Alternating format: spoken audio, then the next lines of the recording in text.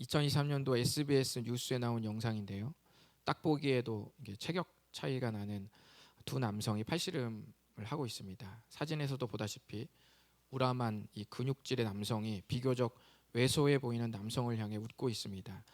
사진에 나오지는 않았지만 오른편 남성은 왼편 남성의 팔을 이렇게 쓰다듬으면서 웃음을 참지 못해요. 너무 작은 팔뚝에 나와 해보겠다는 것이냐라는 그런 마음으로 비웃고 있습니다. 하지만 막상 팔씨름 경기가 시작되니 우람한 근육질의 남자가 아무리 안간힘을 써도 왼쪽 편의 남성 팔을 넘기질 못하는 거예요. 그러다가 왜소해 보이는 남성이 조금 참아주다가 가뿐히 근육질 남성의 팔을 바닥에 넘겨버리면서 승리했습니다. 알고 보니 이 청년은 19살인데 러시아에서 유명한 팔씨름 챔피언이었습니다. 우리는 은근히 외형만 보고 짐작을 할 때가 있습니다.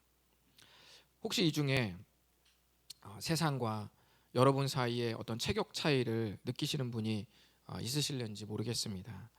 다가오는 2026년은 뭔가 미지의 세계, 막연하다 이런 느낌에 뭔가 이런 근육질로 보이는 한편 새해를 맞이하는 내 자신은 한없이 작고 왜소하게 느껴질 때가 있죠.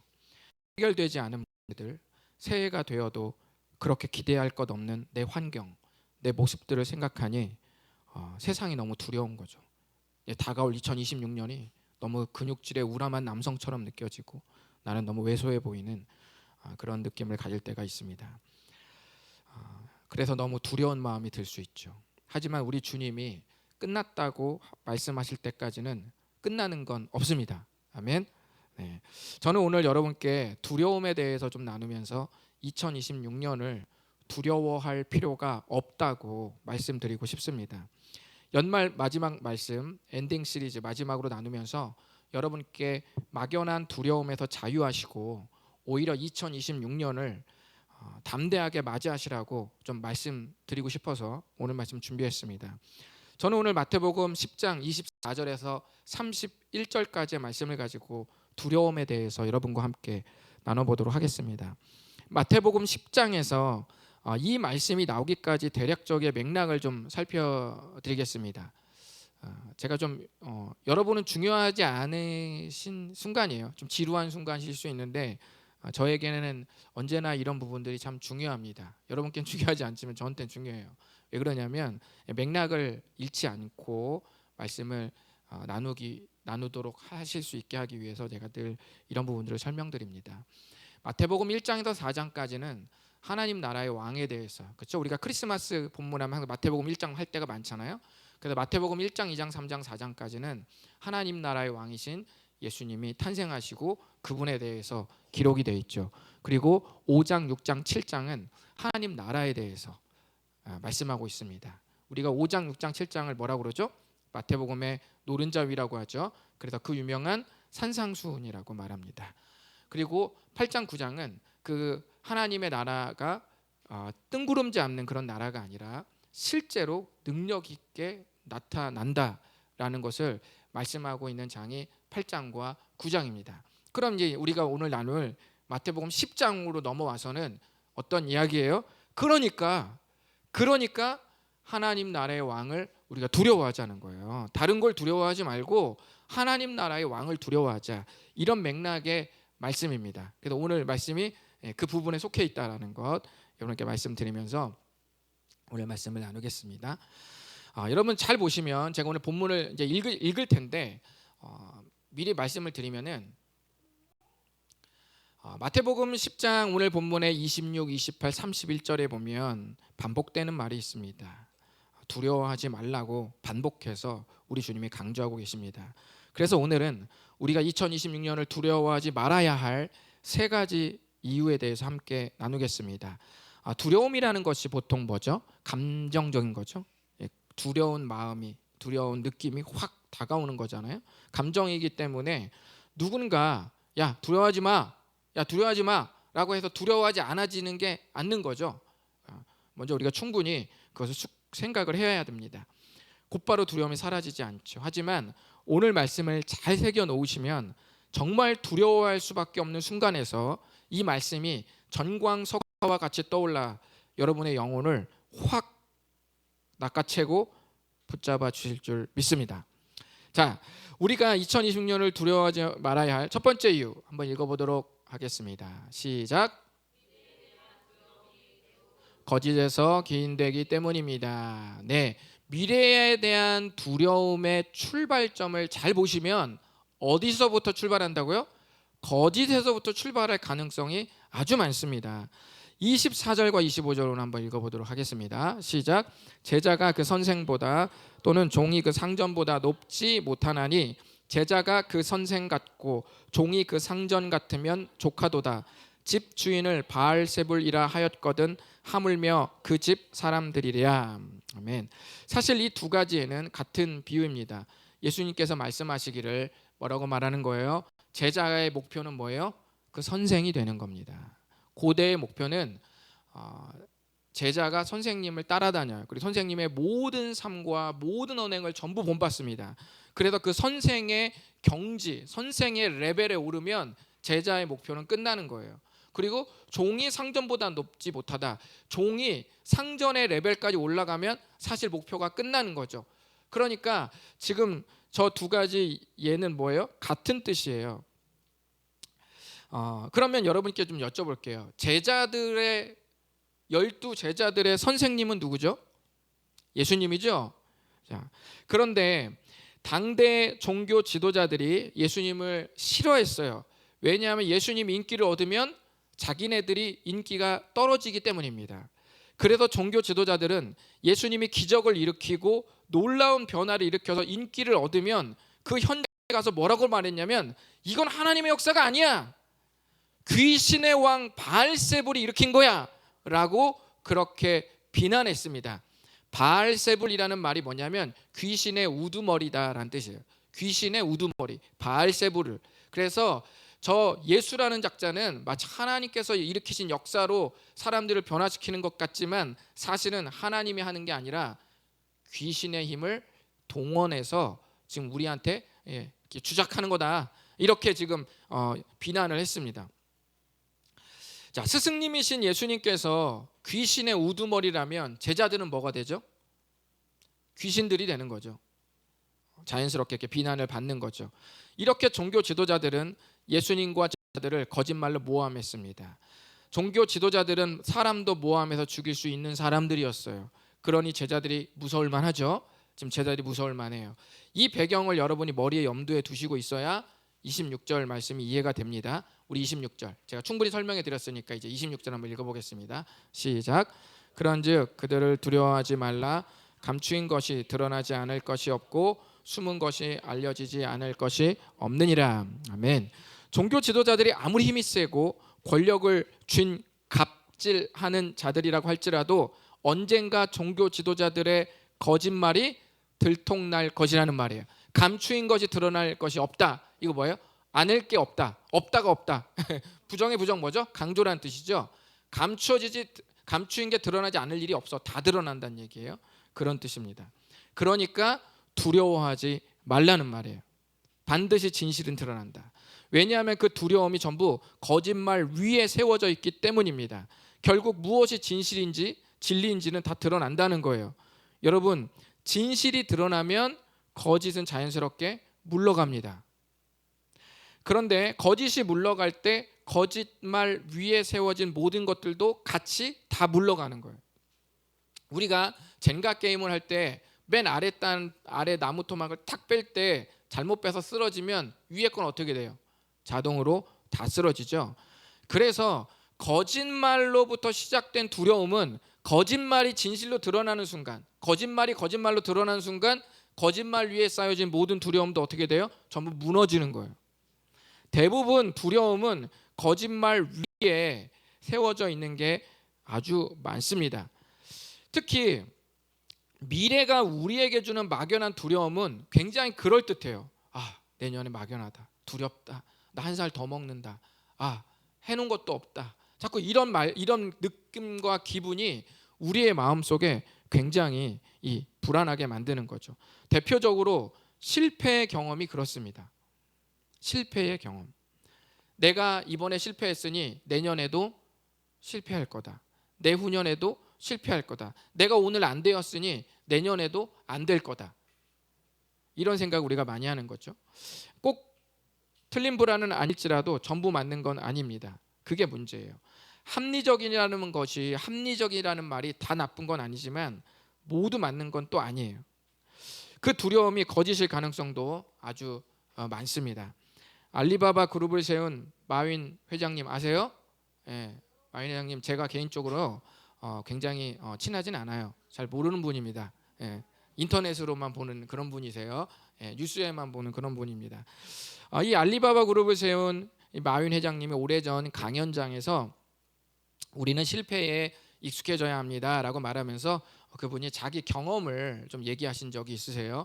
여러분이 한번 들어보세요. 이 마윈 회장님보다 더 많이 실패한 분 있으면 손 들고 얘기하세요. 지금부터. 예. 그는 중요한 초등학교 시험에 2번 낙제를 했었고 중학교 시험에 3번 낙제했고 대학교는 삼수를 했습니다.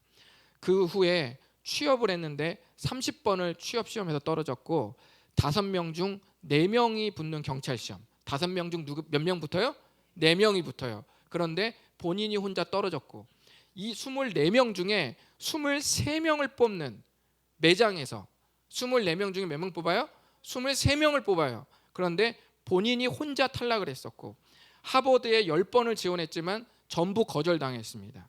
그뿐만 아니라 우여곡절 끝에 세운 알리바바 그룹 있죠. 저게 처음부터 큰 기업은 아닐 거 아니에요. 처음부터 이게 막 후원을 받아서 이렇게 회사를 시작하는 걸 벤처 기업이라고 말하죠.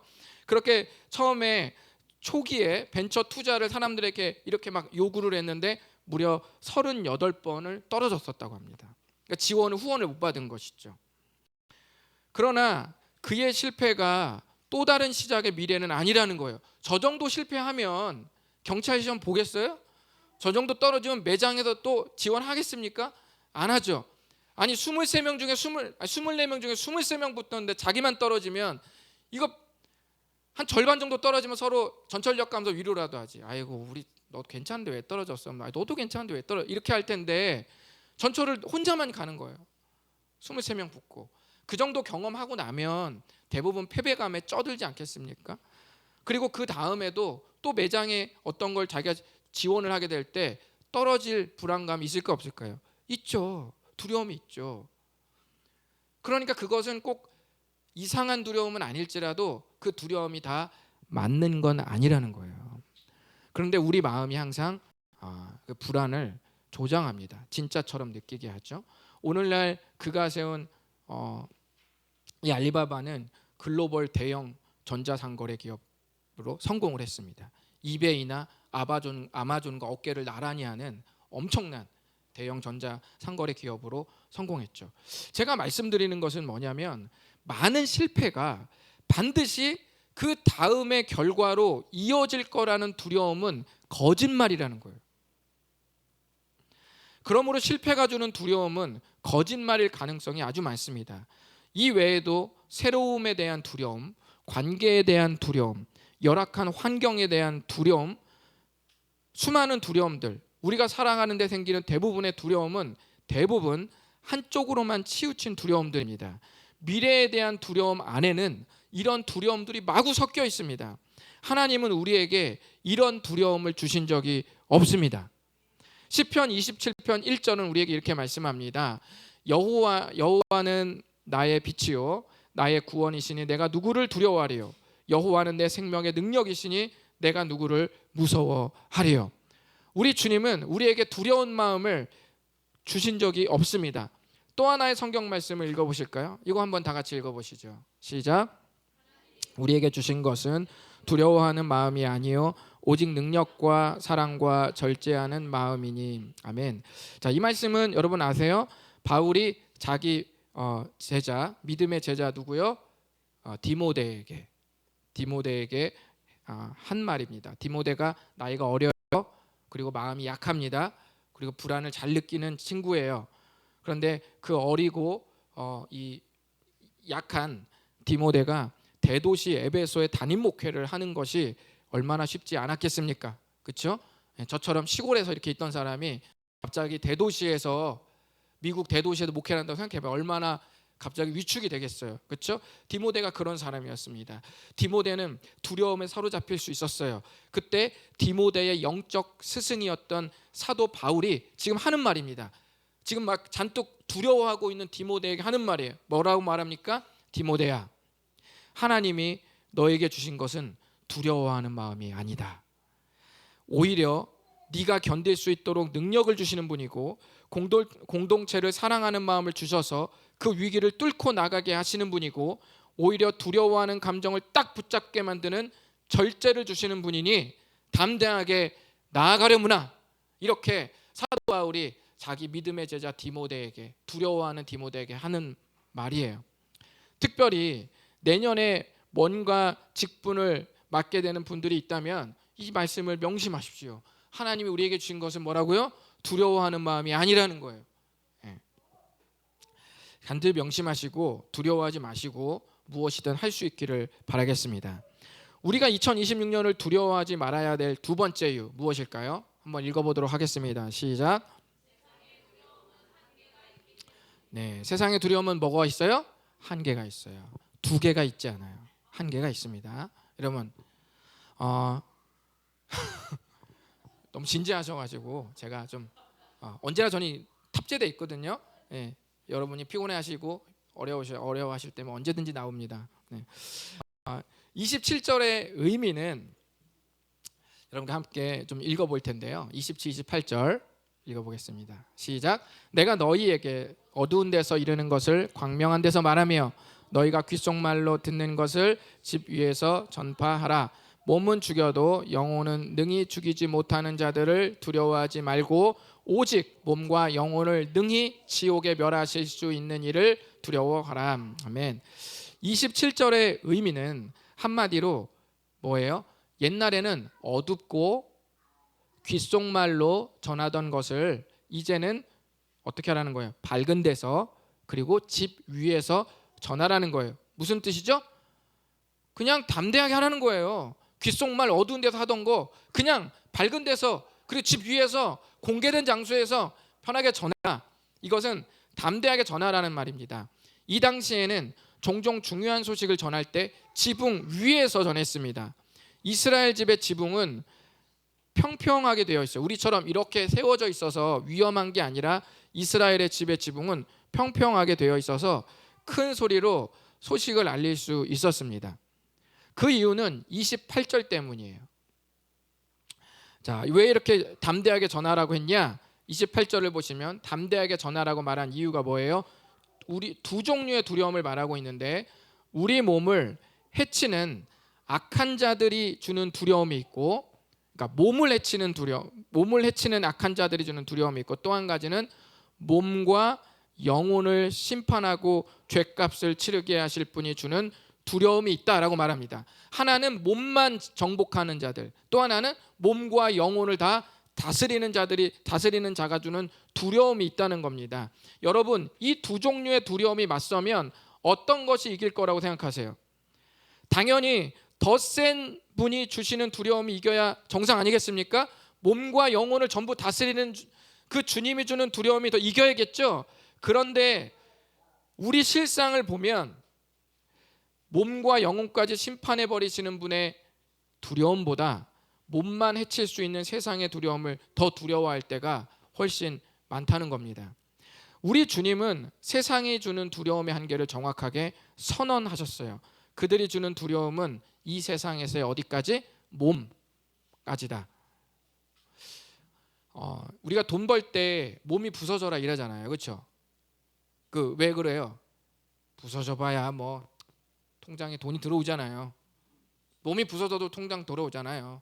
몸이 부서지면 집에서 이렇게 딱 캔 하나 딱 따고 넷플릭스에 딱 영화 보면서 야식 먹으면서 부서진 몸을 하나씩 붙여가면서 그 캔이 뭔지 제로콜라인지 뭔지는 모르겠지만 하잖아요.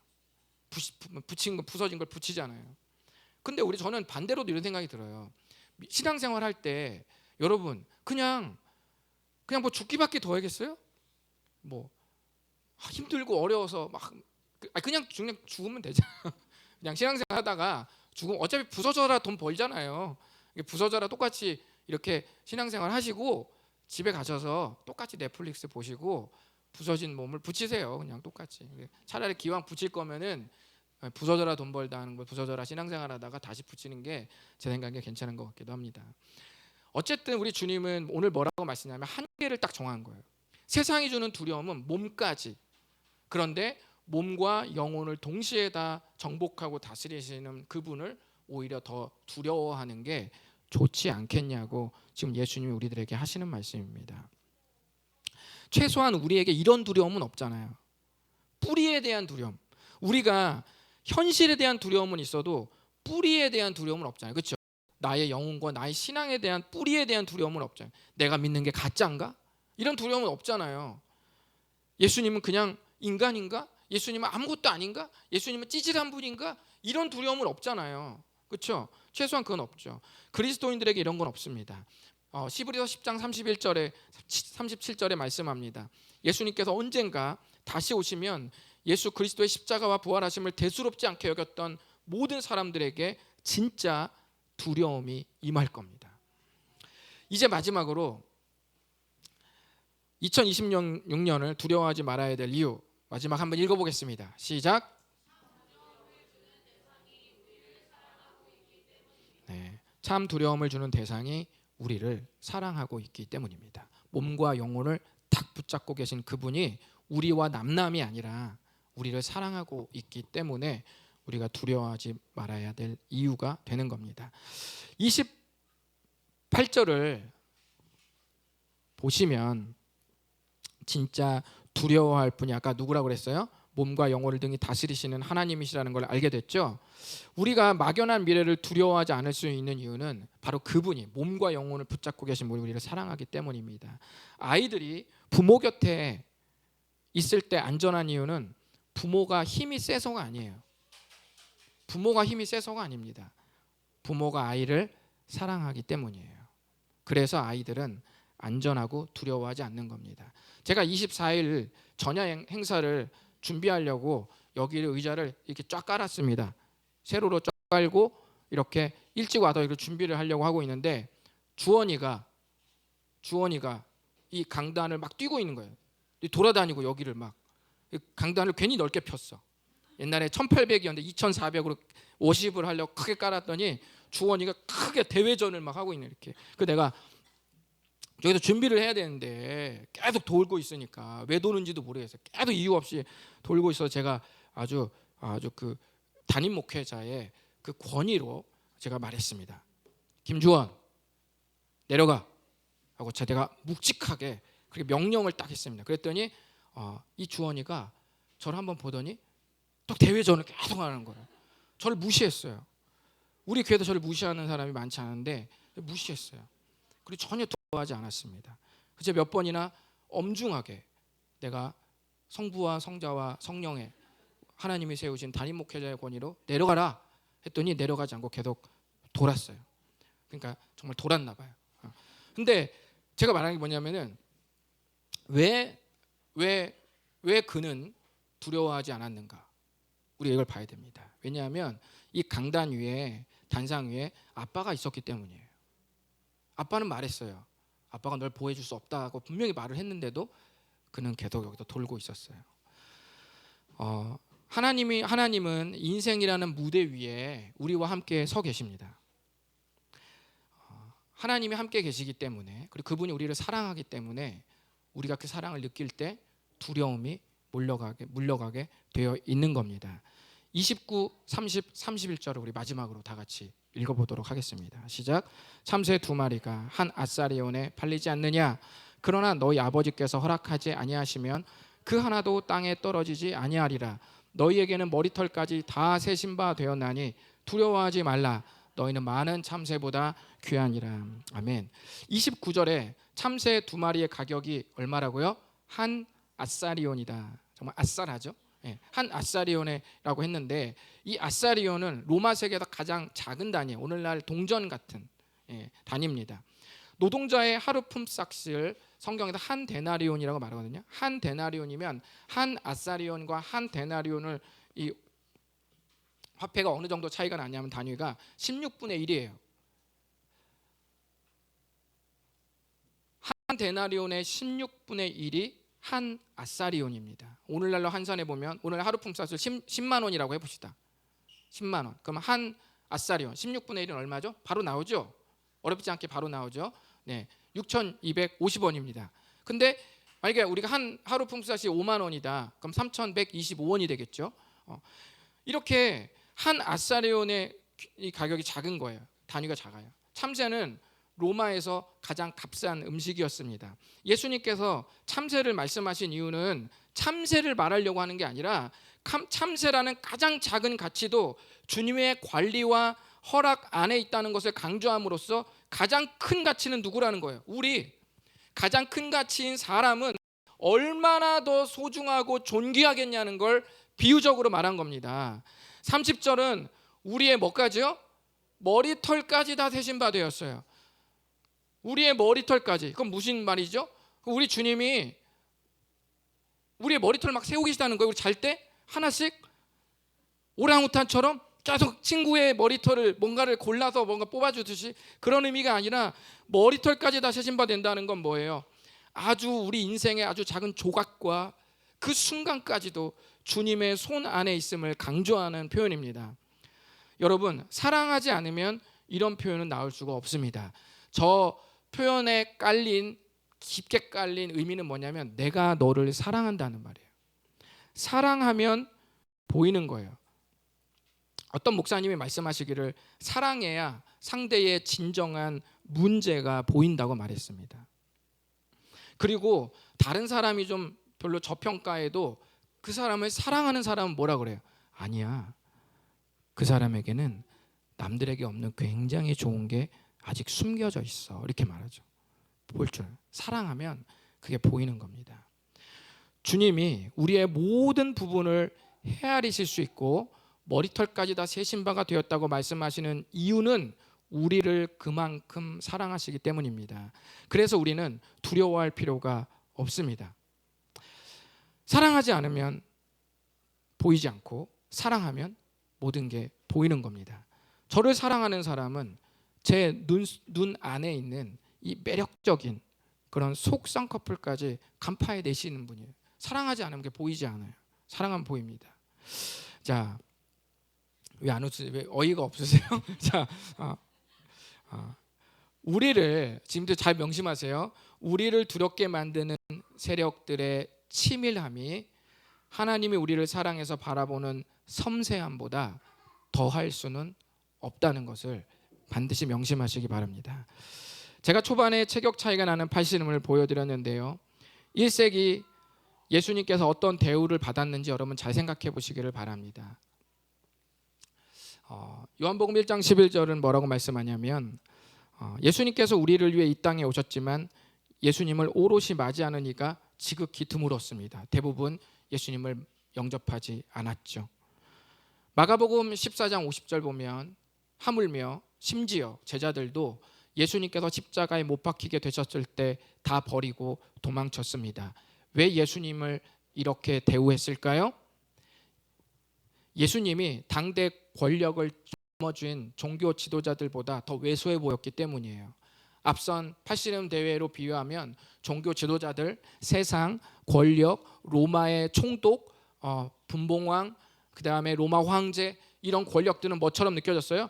근육질의 우람한 남성처럼 느껴졌어요. 예수 그리스도는 1세기에 어떻게 느껴졌어요? 아주 왜소하게 느껴졌습니다. 그를 붙잡았다간 이 J라인을 탔다가는 한꺼번에 사형당하기 십상이라는 느낌이 들었어요. 너무 그분의 우리에게 주는 그분의 그 위로와 말들과 가르침이 너무너무 왜소해 보였어요. 그것 갖고는 도저히 세상을 살 수 없을 것 같은 그 느낌이 들었어요. 그래서 저렇게 다 도망간 겁니다. 예수를 붙잡았다가는 내 인생도 끝나겠다. 그분이 한없이 왜소해 보였죠. 그러나 역사와 성경은 뭐라고 증언하고 있습니까? 빌립보서 2장 10절에 이렇게 말합니다. 하늘에 있는 자들과 땅에 있는 자들과 땅 아래에 있는 자들로 모든 무릎을 예수의 이름에 꿇게 하셨다 말씀하고 있습니다. 잘 보시면 하늘, 땅 아래라고 말하고 있죠. 표현입니다. 고대 표현이에요. 모든 자들이 무릎 꿇었다는 표현이에요. 하늘, 땅 아래. 뭐예요? 전체를 말하는 겁니다. 전체에 있는 모든 존재가 예수 그리스도의 무릎에, 그 이름에 무릎을 꿇었다고 말씀하시는 겁니다. 마태복음 10장 28절은 아까 우리가 봤죠? 다시 말씀하고 있습니다. 우리의 영혼을 거머쥐고 다스리시는 분을 두려워하라고 말씀합니다. 세상을 두려워할 때 뒤따라오는 감정은 뭐예요? 불안함, 초조함, 무력함. 세상을 두려워하면 부정적 감정이 스며듭니다. 그런데 하나님을 두려워하면 뭐가 따라오냐면 평안이 따라옵니다. 하나님이 주는 두려움은 나쁜 게 아니에요. 평안이 따라옵니다. 왜냐하면 하나님을 두려워하면 그 외에 여기서 느끼는 모든 두려움은 일렬종대로 전부 줄 서기 때문에 그 외의 두려움들에 대해서 우리가 초연해질 수 있게 되는 것이죠. 그분을 닮으면 닮을수록 세상에 대한 두려움은 점점점 정복되어 갈 줄 믿습니다. 그러므로 2026년을 두려워하지 마십시오. 그리고 2026년에 펼쳐질 일들도 두려워하지 마십시오. 우리 하나님은 미래를 소유한 분입니다. 하나님을 우리가 소유했다는 건 미래를 소유한 것과 똑같은 말입니다. 그리스도께서 우리의 미래 길이 되실 것입니다. 하나님을 두려워하면 미래를 두려워하지 않게 될 줄 믿습니다. 기도하겠습니다. 우리 눈을 감고 주님께 이 시간 나아갑니다. 우리 얼마나 막연한 미래에 대해서 불안함이 많습니까? 인생을 살면서 점점 기분이 좋아지고 평안해지는 사람을 제가 본 적이 별로 없습니다. 나이가 들면 점점 불안해져요. 이상합니다. 그리고 왜 이렇게 많이 걱정거리도 많고 근심거리도 늘어나는지, 그리고 마음이 얼마나 왜 이렇게 요동을 하는지. 요즘에는 주풀청불 친구들도 마음이 불안할 때가 많습니다. 그러나 오늘 말씀 생각하시면서 몸과 영혼을 능히 다스리시고 우리의 모든 걸 정복하고 계신 그분이 우리와 남남이 아닙니다. 우리를 사랑하고 계세요. 우리를 사랑하시기 때문에 우리의 새해를 붙잡으시고 두려워하지 않게 만드실 수 있는 겁니다. 오늘 이 시간에 함께 기도하면서 여러분이 생각하는 가장 큰 두려움이 뭔지 한번 주님께 고백해 보십시오. 주님, 저는 이게 가장 두렵습니다. 그러나 오늘 말씀에 몸과 영혼을 붙잡으시고 가장 두려워하실 수 있는 바로 그분께도 우리를 사랑하신다고 말씀하셨사오니 주님, 제가 주님을 두려워하는 그 마음 안에서 그 어떤 것도 두려워하지 않게 하여 주시옵소서. 이 시간에 다 같이 주님께 기도하시겠습니다. 하나님 아버지, 감사합니다. 오늘도 사랑하는 교회 가족들과 함께 예배를 드립니다. 오늘도 함께 주님 앞에 무릎을 꿇고 엎드리며 하나님의 긍휼과 하나님의 도우심을 구합니다. 주님 도와주시옵소서. 주님 아버지 도와주시옵소서. 두려움과 아픔과 슬픔과 주님